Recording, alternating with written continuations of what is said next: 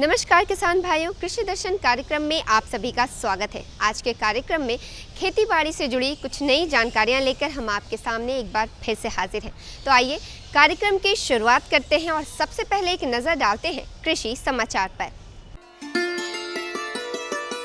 नमस्कार। आज नवरात्रि के 9वें दिन सिद्धि प्रदान करने वाली मां सिद्धरात्रि की अर्चना हो रही है। डीडी बिहार परिवार की ओर से नवरात्रि की 9वीं पूजा की आप सभी को बहुत सारी शुभकामनाएं। खबर खेती में मैं हूं रूपा। आइए एक नजर डालते हैं क्या है खास आज कृषि समाचार में।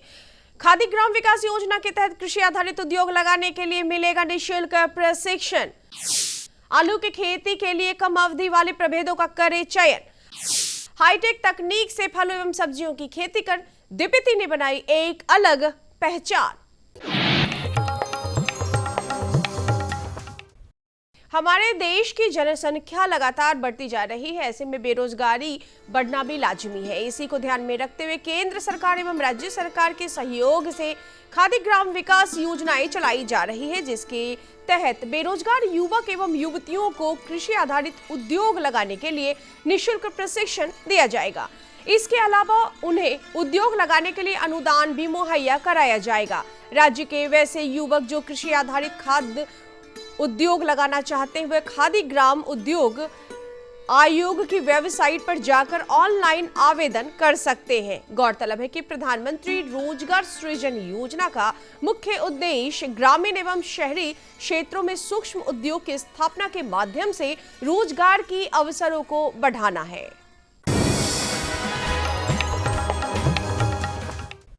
किसान भाइयों, अभी सब्जियों का सीजन आने वाला है। स्पियोडोरेटा एक्जिमा गोभी पर लगने वाली सबसे गंभीर कीड़ों में से एक है। इस कीड़े का लार्वा पत्तियों पर छेद कर देता है, जिसकी वजह से पत्तियां मुरझाकर गिर जाती है। कीड़ों को नियंत्रित करने का आसान तरीका यह है कि फॉर्मेन ट्रैप। 1 हेक्टेयर में 12 से 16 पीस फॉर्मेन ट्रैप का आप इस्तेमाल कर किसान भाई इस कीड़े से आसानी से निजात पा सकते हैं।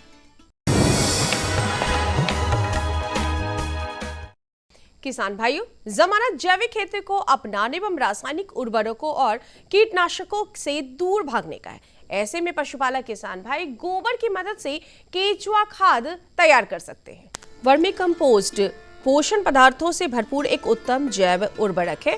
यह केचुआ कीड़ों के द्वारा गोबर, वनस्पति एवं भोजन के कचरे को विघटित करके बनाई जाती है। केचुआ के द्वारा जैविक पदार्थों के खाने एवं पाचन तंत्र से गुजरने के बाद जो अवशिष्ट पदार्थ मल के रूप में बाहर निकलता है, उसे वर्मी कंपोस्ट या केचुआ खाद कहते हैं। यह हल्का काला तथा दानेदार होता है, जो फसलों के लिए बेहद ही लाभकारी है।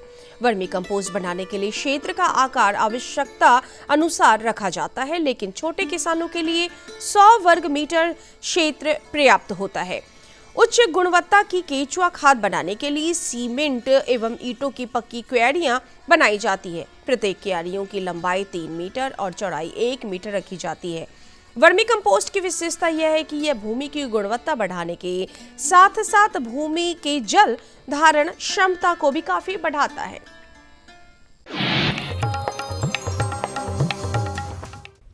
किसान भाइयों, आलू की खेती अगर इसके उन्नत प्रभेद से की जाए तो उत्पादन काफी बेहतर मिल सकता है। कुफरी थार 1, 2 और 3 आलू के नवीनतम प्रभेद हैं। इसके अलावा कुफरी ख्याति, कुफरी पुखरास, कुफरी अशोक भी आलू के उन्नत प्रभेद हैं। इन प्रभेदों के विशेषता यह है कि इन प्रभेदों से आलू की खेती करने में फसल में कंद जल्दी लग जाते हैं और खेती की संपूर्ण अवधि थोड़ी घट जाती है। इसके अलावा उत्पादन का भी आपको काफी बेहतर लाभ मिलता है।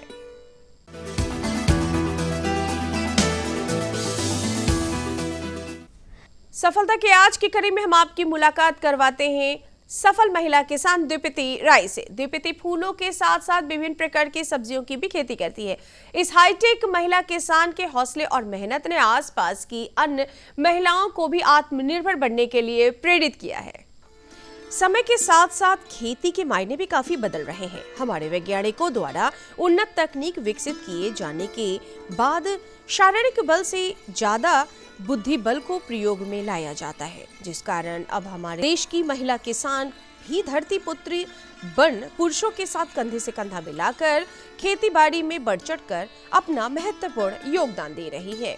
इन बातों को चरितार्थ करते हुए पटना जिले की महिला किसान द्विपति राय ने अपनी कड़ी मेहनत और बुद्धि को सही दिशा में देते हुए हाईटेक तकनीक से फूलों और सब्जियों की खेती कर सभी को चकित कर दिया है। द्विपति गुलाब, जरबेरा, अंजीर एवं विभिन्न प्रकार की सब्जियों की खेती भी करती है। किसानी में आप आगे बढ़ सकते हैं और इसमें बहुत सारी अपॉर्चुनिटी है। लोग किसान खेती को कम आंकते हैं, ऐसा नहीं है। हम खेती करके भी बहुत अच्छा इनकम कर सकते हैं। आज द्विपति अपने बलबूते सफलता के पायदान को पार कर लिया है। समाज में एक नए कीर्तिमान स्थापित कर रही है द्विपति राय।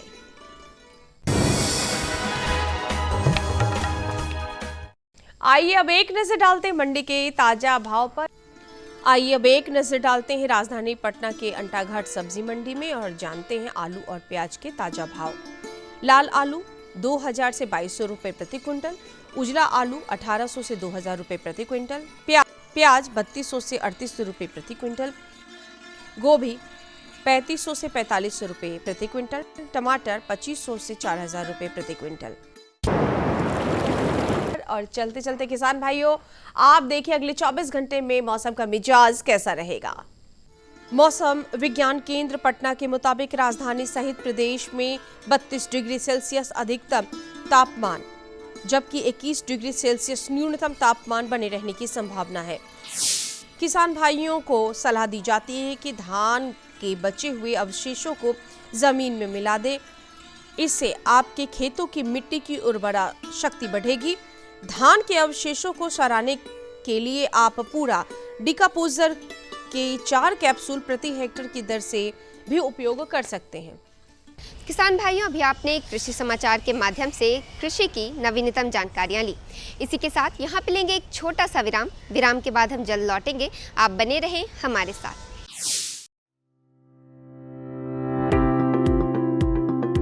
ये है नया बदलता भारत, जहां कृषि को मिल रही है तकनीक की ताकत। आज युवा किसानों की आधुनिक दृष्टिकोण और नवाचार कृषि में नई उम्मीदें जगा रहे हैं। आधुनिक कृषि की ये नई तस्वीर खेती को प्रभावशाली और सुसंगत व्यवसाय बना रही है।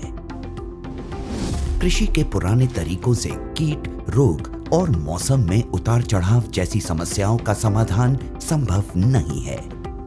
इस बात को समझते हुए माननीय प्रधानमंत्री श्री नरेंद्र मोदी जी ने कृषि को भी धीरे धीरे हाईटेक बनाने की पहल की है। ड्रोन टेक्नोलॉजी हमारे कृषि सेक्टर को दूसरे लेवल पर ले जाने वाली है। किस जमीन पर कितनी और कौन सी खाद डालनी है, मिट्टी में किस चीज की कमी है, कितनी सिंचाई करनी है, ये भी हमारे यहाँ अंदाजे से होता रहा है। ये कम पैदावार और फसल बर्बाद होने का बड़ा कारण रहा है। लेकिन स्मार्ट टेक्नोलॉजी आधारित ड्रोन यहां भी बहुत काम आ सकते हैं। प्रधानमंत्री जी के दूरदर्शी नेतृत्व में केंद्रीय कृषि एवं किसान कल्याण मंत्रालय बड़ी तेजी से किसानों को टेक्नोलॉजी से जोड़ रही है। सरकार कृषि कार्यों के लिए ड्रोन के उपयोग को प्रोत्साहित कर रही है। किसान ड्रोन कृषि उद्योग में क्रांति ला रहा है। यह तकनीक भारतीय कृषि समुदाय का भविष्य है। ड्रोन का प्रयोग पारंपरिक खेती के तरीकों को बदल रहा है। ड्रोन एक आधुनिक तकनीक एक नई आई है, जिससे हमें उससे बहुत फ़ायदा हो रहा है। जो दवाई डाल देते हैं ड्रोन में उड़ के स्प्रे करती है जैसे, और दवाई भी छिड़कती है, हमें बचाव होता है, शरीर का बचाव होता है। उससे बहुत सारे फ़ायदे हैं। पहले हम स्प्रे करते थे मशीन में 100 लीटर पानी 200 लीटर पानी में 1 किलो की स्प्रे होती थी। अब उसमें 10 लीटर पानी में 1 किलो की स्प्रे होती है।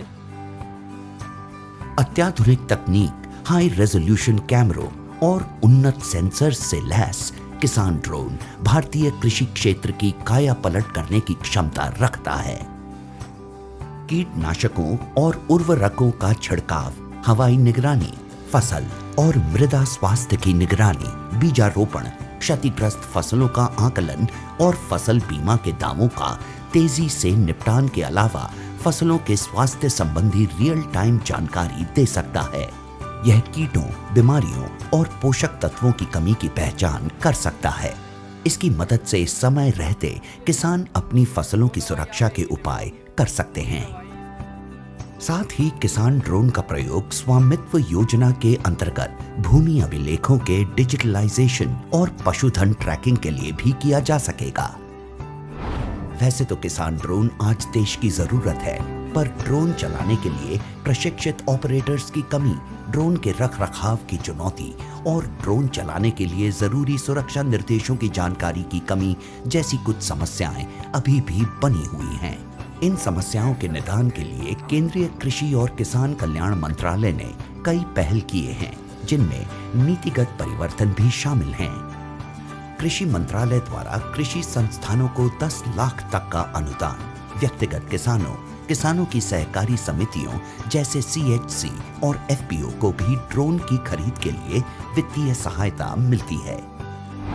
किसानों के खेतों में ड्रोन के लिए फार्म मशीनरी प्रशिक्षण और परीक्षण संस्थानों FMTTI, भारतीय कृषि अनुसंधान परिषद ICAR संस्थानों, कृषि विज्ञान केंद्रों तथा राज्य कृषि विश्वविद्यालयों को कृषि यंत्रीकरण उप मिशन के तहत आकस्मिक व्यय के साथ ड्रोन लागत की 100% दर पर वित्तीय सहायता प्रदान की जाती है। वित्तीय सहायता और अनुदान प्रदान करने के अलावा ड्रोन फैसिलिटेशन सेंटर का विकास भी किया जा रहा है। कुशल ड्रोन ऑपरेटर्स की कमी को पूरा करने के लिए प्रशिक्षण कार्यक्रम चलाए जा रहे हैं। प्रशिक्षित किसानों की DGCA द्वारा सभी जरूरी औपचारिकताएं प्रशिक्षण केंद्रों में ही पूरी कर ली जाएं, यह भी सुनिश्चित किया जा रहा है। ड्रोन प्रौद्योगिकियों के अनूठे लाभों को ध्यान में रखते हुए मंत्रालय ने ड्रोन के जरिए 10 तरह के फसलों पर कीटनाशक के छिड़काव हेतु मानव संचालन प्रक्रिया SOP जारी किए हैं। आधुनिक कृषि उद्योग एक महत्वपूर्ण मोड़ पर है। कल तक जो किसान संसाधन के अभाव में मजबूर था, वो अब तकनीक की ताकत से मजबूत हो रहा है। नए भारत की नई तस्वीर गढ़ रहा है। विराम के बाद आप सभी का एक बार फिर से स्वागत है। किसान भाइयों, आज हम आपको एक बहुत ही नए विषय में बताने जा रहे हैं, जो है बायो फोर्टिफिकेशन। बायो फोर्टिफिकेशन एक ऐसी तकनीक है जिसमें प्लांट ब्रीडिंग के माध्यम से पौधों के पोषक गुणवत्ता की वृद्धि की जाती है। आइए इस विषय में जानकारी हासिल करने के लिए हम आपकी मुलाकात कराते हैं हमारे कृषि विशेषज्ञ डॉक्टर सुनीता कुमारी से, जो हमें बता रही हैं बायो फोर्टिफाइड सब्जी फसल उगाने के क्या महत्व हैं। किसान भाइयों नमस्कार, कृषि दर्शन कार्यक्रम में आपका स्वागत है। किसान भाइयों, हम नित्य नई जानकारी, नए वैज्ञानिकों के अनुसंधान और नई किस्में, नई प्रजातियां जो कृषि में नए उन्नत प्रभेद हैं या नए जानकारियां हैं, वो आप तक हम लाते हैं।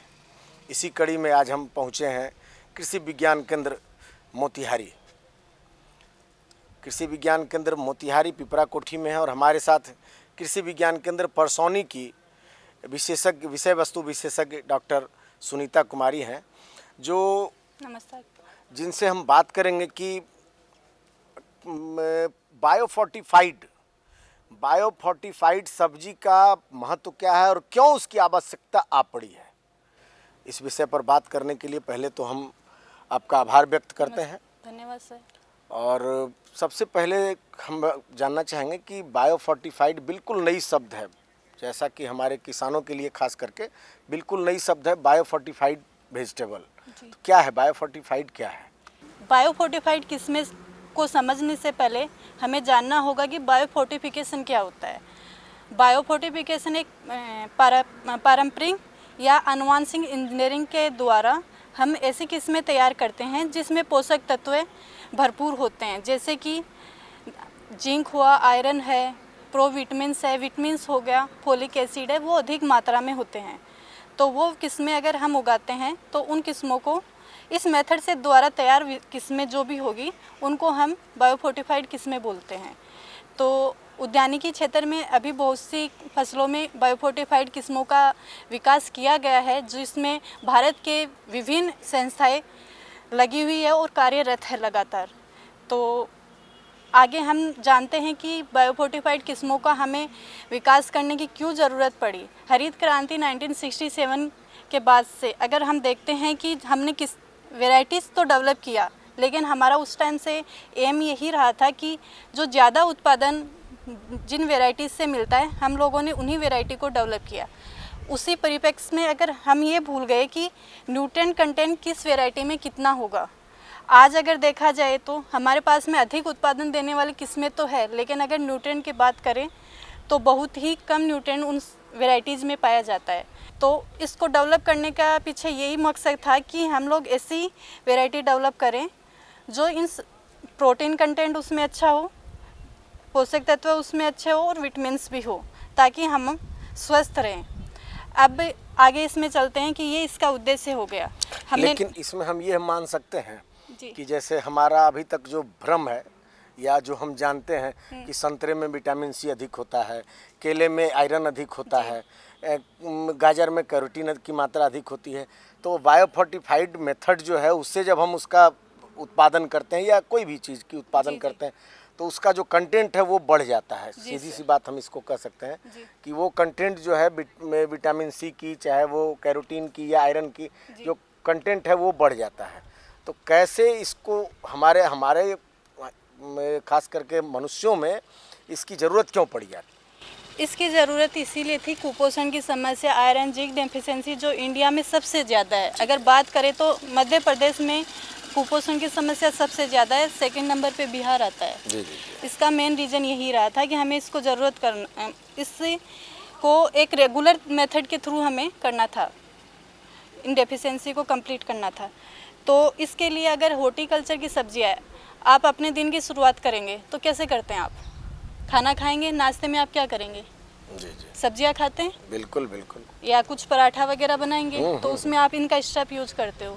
अगर ये स्टेप आप रेगुलर लाइफ में यूज़ करते हैं तो कैसा रहेगा? आयरन में या कैरेट में बोल सकते हैं कि आयरन जो होता है हो सकता है एक पर्टिकुलर सब्जी में ज़्यादा हो सकता है, लेकिन आपको हर सीज़न के हिसाब से तो नहीं मिलेगा। इसलिए हमें ये जानने की ज़रूरत है कि जो भी पोषक तत्व है सीज़न के हिसाब से कौन से सब्जी में बायोफोर्टिफाइड मेथड से हमने इंसर्ट किया था और ज़्यादा होता है, उसके हिसाब से अगर डेली लाइफ में हम यूज़ करेंगे तो ज़्यादा सही होगा। अब हम जानना चाहेंगे कि आपको मैं जानकारी देना चाहूँगी कि कौन सी सब्जी की कौन सी बायोफोर्टिफाइड वेराइटी अभी डेवलप हो चुकी है और उनके क्या क्या करैक्टर होंगे। तो सबसे शुरुआत हम करते हैं, भिंडी से शुरुआत करते हैं। तो IVRI जो वाराणसी है उसके द्वारा एक वेराइटी डेवलप किया गया है, काशी लालिमा वेराइटी। इसमें एंथोसाइनिन कंटेंट हाईएस्ट होता है, हाई रहता है। तो उससे क्या है, ये आपको पौधा दिखने में सिर्फ लाल रंग का दिखाई देगा, तो एंथोसाइनिन कंटेंट आपके बॉडी में एंटीऑक्सीडेंट को इंक्रीज़ करेगा। तो ये एंटीऑक्सीडेंट आपके बॉडी में इम्यूनिटी पावर को इंक्रीज़ करता है। ये वेराइटी आप रबी और बारिश के मौसम में इजीली आराम से लगा सकते हैं। इसके बाद में हम बात करते हैं फूल गोभी की वैरायटी, जो कि अभी सीजन भी है। फूल गोभी की एक वैरायटी डेवलप की गई है पूसा बीटा केसरी, जो कि आपको पीले रंग की होगी। इसमें कैरोटीन कंटेंट होता है, हाईएस्ट होता है। इसमें कैरोटीन कंटेंट आप मानिए कि 8 से 10 मिलीग्राम पर 100 ग्राम वेट के हिसाब से होगा। तो येलो कलर आपका कैरोटीन या प्रोविटामिन ए के लिए पॉसिबल है। तो अगर इसको हम खाते हैं तो आप में विटामिन की डेफिशिएंसी नहीं होगी। इसके बाद में अगर हम बात करते हैं आलू, आप जानते हैं आलू हमारे इंडिया का स्टेबल फूड है। आप सुबह किसी भी चीज़ का कोई भी सब्जी बनाएंगे, आप खाने में उसको इस्तेमाल करेंगे। बिल्कुल, तो सब्जियों का राजा है। सब्जियों का राजा है, तो आप किसी भी सीजन में उसको यूज़ करेंगे। तो इसकी 2 वैरायटी आपको डेवलप की है। कुफरी मानिक वैरायटी है जो आपकी येलो रंग की होगी। इसमें भी कैरोटीन कंटेंट ज़्यादा रहेगा। अगर आप डेली विटामिन्स ले रहे हो तो आपको दवाइयों की शायद ज़रूरत नहीं पड़ेगी। और दूसरी इसकी वैरायटी है कुफरी नीलकांत, जो लाल रंग का आपका आलू होगा। तो ये लाल रंग का आपका एंथोसाइनिन कंटेंट होगा, तो आपका एंटीऑक्सीडेंट कंटेंट आपके इसमें ज़्यादा बढ़ेगा। इसके बाद में हम बात करते हैं अभी इस सीज़न के लिए रेड कैबेज। तो अभी इसकी रिसेंटली वैरायटी डेवलप की गई है पूसा रेड कैबेज 1। तो ये रेड कलर की होगी, इसमें भी एंथोसाइनिन कंटेंट हाईएस्ट रहेगा। जी। तो किसान भाइयों, आपने देखा कि हमारा खास करके आज पोषक तत्व, खास करके कुपोषण से सरकार ने काफ़ी इस पर सफलता पाई है, लेकिन इसके बावजूद भी वो दवाओं की सफलता है। अब हम भोज्य पदार्थों से सफलता उस पर हासिल करेंगे और तब जब बेहतरीन उत्पाद, बेहतरीन प्रभेद हमारे खेतों में होंगे, जैसा कि हमारे विशेषज्ञ ने बताया, आप इसका अनुकरण जरूर करें ताकि आपको बेहतर पोषक तत्व उपलब्ध हो सके और आप स्वस्थ रह सकें। तो आपने इतनी अच्छी जानकारी दी सुनीता जी, इसके लिए बहुत बहुत धन्यवाद। तो किसान भाइयों, अभी आपने बायो फोर्टिफाइड सब्जी फसल उगाने के महत्व की पूरी जानकारी हासिल की। इसी के साथ बढ़ते हैं कार्यक्रम के अगले सेगमेंट की ओर। किसान भाइयों, खरीफ फसलों में कीट व्याधि प्रबंधन बेहद ज़रूरी होता है, नहीं तो हमारे फसल नष्ट होते हैं और उत्पादन में कमी आती है। किसान भाइयों, आइए जानते हैं खरीफ मक्का में कीट व्याधि प्रबंधन कैसे किया जाए। इस विषय में हमें पूरी जानकारी दे रहे हैं हमारे कृषि विशेषज्ञ डॉक्टर प्रवीण दादा साहब माने। नमस्कार, कृषि दर्शन में आप सभी का बहुत स्वागत है। आज हम बात करेंगे खरीफ मक्का के प्रमुख कीट एवं प्रबंधन के विषय में, और इस पर ज़्यादा जानकारी देने के लिए आज हमारे साथ गेस्ट मौजूद हैं डॉक्टर प्रवीण दादा साहब माने जी, जो कि प्रमुख वैज्ञानिक हैं नालंदा महाविद्यालय में। बहुत बहुत स्वागत है आपका। नमस्कार। तो सबसे पहले ये हम जानना चाहेंगे कि खरीफ मक्का के प्रमुख कीट कौन कौन से हैं? मक्का में लगने वाले जो प्रमुख कीट है उसमें है कि रस चूसने वाले कीट आते हैं, जैसे है लाही, हरा तेला, रसात कीट, सफ़ेद मक्की है, तना छेदक जिसे हम धड़ छेदक बोलते हैं वो भी कीट आता है। बाद में आपका भुट्टा छिद्रक कीट आता है, कजरा कीट है, दीमक कीट आता है। ये खरीफ फसल को नुकसान करने वाले प्रमुख कीट है। जी, अभी आपने धड़ छेदक के बारे में बताया, तो उसको नुकसान पहुंचाने वाले कीट कौन कौन से हैं और उसका प्रबंधन कैसे किया जाता है? ठीक, तो जो प्रमुख कीट है धड़ छेदक कीट, धड़ छेदक कीट को हम तना छेदक कीट भी बोलते हैं। तो ये धड़ छेदक नुकसान करने वाला कीट है। इसकी मादा पहले पत्तियों पे अंडा देती है। अंडे से बाहर आने के बाद पिल्लू पहले कोमल पत्तियों को, कलियों को, फूलों को खाता है। जब तने का धड़ बन जाए तब छेद बना के अंदर का मुलायम भाग खाता है, जिसकी वजह से जो है मक्के का फसल जो है बर्बाद हो जाता है, उत्पादन घट जाता है। तो उसके नियंत्रण के लिए किसानों ने कर्षण विधि अपनाना चाहिए। किसान जानते हैं कि कर्षण विधि का मतलब क्या है, कि खेत की ग्रीष्मकालीन गहरी जुताई करना है, खेत को खरपतवार से मुक्त रखना है, फसल चक्र अपनाना है, प्रकाश फंदों का इस्तेमाल करना है, फेरोमोन फंदों का इस्तेमाल करना है।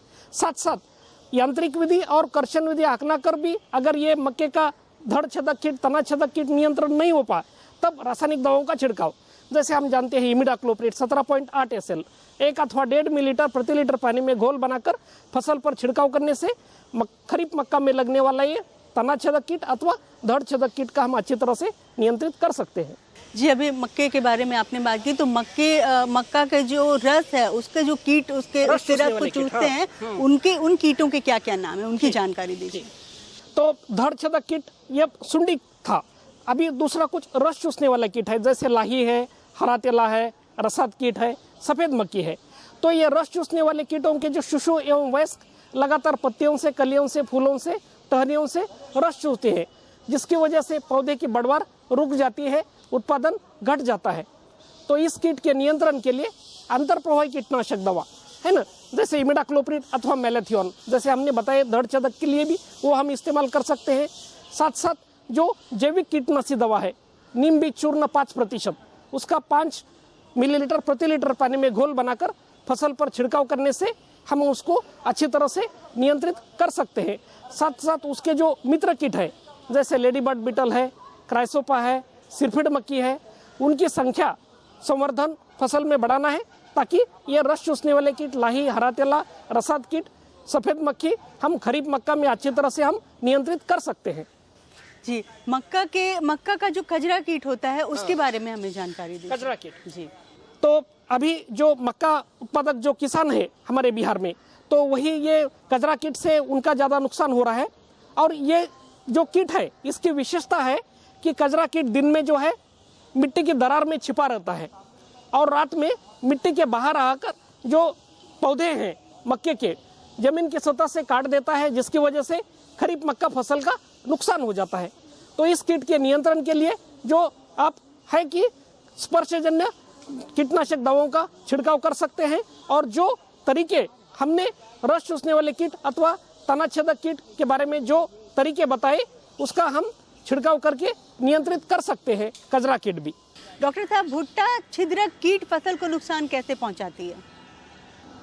तो भुट्टा छिद्रक कीट जब मक्का फसल बड़ी हो जाए, जब उसमें भुट्टा लग जाए तो उसमें भुट्टा छिद्रक कीट आता है। ये कीट क्या करता है कि भुट्टे के अंदर जो बने हुए दाने हैं उसको खाता है, जिसकी वजह से किसानों की फसल बर्बाद हो जाती है, उत्पादन घट जाता है। तो इसके नियंत्रण के लिए कर्षण विधि, यांत्रिक विधि, जैसे तना छेदक कीट के लिए अथवा रस चूसने वाले कीट कचरा के लिए वो हम इस्तेमाल कर सकते हैं। साथ साथ अंतर प्रवाही कीटनाशक दवा जैसे इमिडाक्लोप्रिड है, बाद में आपका मैलेथियन है, 1 अथवा 1.5 मिलीलीटर प्रति लीटर पानी में घोल बनाकर फसल पर छिड़काव करने से भुट्टा छिद्रक कीट हम अच्छी तरह से नियंत्रित कर सकते हैं। ऐसी तरह जो खरीफ मक्का के प्रमुख कीट है, जैसे हमने तना छेदक कीट, धड़ छेदक कीट बताया, रस चूसने वाले कीट, लाही, हरा तेला, रसात कीट, सफ़ेद मक्खी बताया, कजरा कीट बताया, भुट्टा छिद्रक कीट, ये जो प्रमुख कीट है इनको किसानों ने अच्छी तरह से नियंत्रित करना चाहिए। डॉक्टर साहब, मक्का की फसल में समेकित जो कीट प्रबंधन है उसकी जानकारी हमें दीजिए। तो समेकित कीट प्रबंधन मतलब कीट प्रबंधन की विभिन्न विधियां हैं, जैसे भौतिक विधि है, यांत्रिक विधि है, जैविक विधि है, रासायनिक विधि है। इन सभी विधियों का एकत्रित इस्तेमाल करके जब हम मक्का में कीट नियंत्रण करते हैं उसे बोलते हैं हम समेकित कीट प्रबंधन। इसमें रासायनिक दवाओं का छिड़काव किया जाता है, लेकिन कम से कम। जैसे आप जानते हैं कि रासायनिक दवाओं का छिड़काव करने की वजह से विभिन्न प्रकार की समस्याएं उत्पन्न हो गई है, जैसे हवा का प्रदूषण है, पानी का प्रदूषण है, मिट्टी का प्रदूषण है। तो ये जो प्रदूषण नियंत्रित करने के लिए परजीवी कीट, परभक्षी कीट, फफूंद, जीवाणु, विषाणु, हार्मोन, इनका इस्तेमाल करके कीट नियंत्रण किया जाता है। उसे हम बोलते हैं समेकित कीट प्रबंधन। इसमें लागत कम है और आमदनी ज़्यादा है। तो किसान एवं कृषि वैज्ञानिक सभी फसलों में, खरीफ मक्का हो या धान हो, मूंग हो, अड़द हो, अरहर, तिल, सभी फसलों में कीट नियंत्रण करने के लिए समेकित कीट प्रबंधन अपनाने पर किसान एवं कृषि वैज्ञानिक जोर दे रहे हैं। जी, बहुत बहुत धन्यवाद आपका। तो किसान भाइयों, आज हमने ये जाना कि प्रमुख कीट कौन कौन से हैं, मक्का के जो प्रमुख कीट हैं वो कौन कौन से हैं, और जब कीट लग जाते हैं फसल में तो इसके बचने के बहुतेरे उपाय बताए डॉक्टर साहब ने हमें। डॉक्टर साहब, आपका बहुत बहुत धन्यवाद। किसान भाइयों, आज के कार्यक्रम में हमने आपको कृषि से जुड़ी कुछ नई और विशेष जानकारियां दी। उम्मीद है ये जानकारियां आपके लिए लाभकारी रही होंगी और आप इनका लाभ अवश्य ही उठाएंगे। आज की कड़ी में बस इतना ही। अगले अंक में कृषि की ऐसी ही कुछ और जानकारियां लेकर हम फिर से हाजिर होंगे। तब तक के लिए मुझे और हमारी पूरी टीम को दीजिए इजाज़त। नमस्कार।